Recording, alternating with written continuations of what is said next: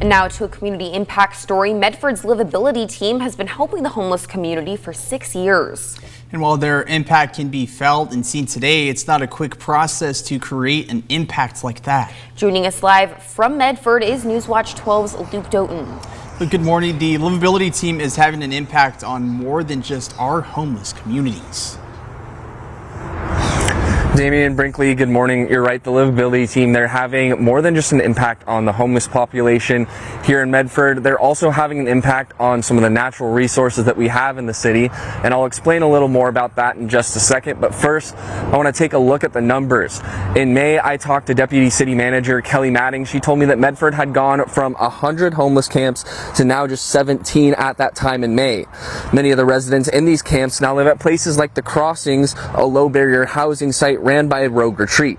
This is because of continued efforts by the livability team. Sometimes it can take 20 to 40 attempts, and before I cut out in the first live shot today, I was trying to say it's because of those attempts, those 20 to 40 attempts, the livability team has been able to build up trust and bonds with the community of homeless people living in Medford, which makes it a lot easier for them to convince them, hey, there's these resources that you can take advantage of them. And so those attempts, they do pay off in the long run. And City Manager Brian Shotun has said he's also noticed that because of this, people have been coming back to the Greenway and saying that they want to be on it more. Stories that I've heard, whether it's from our livability team, whether it's from Rogue Retreat and other nonprofits, is sometimes it takes 20, 30, 40 interactions with our livability team for an individual to accept services. And by helping connect houseless residents with resources, it's helped clear up space on the Greenway. This morning, I have not seen anybody on the Greenway yet, besides there's a guy behind me right now feeding some cats that are on the Greenway. But other than that, it has been pretty clear.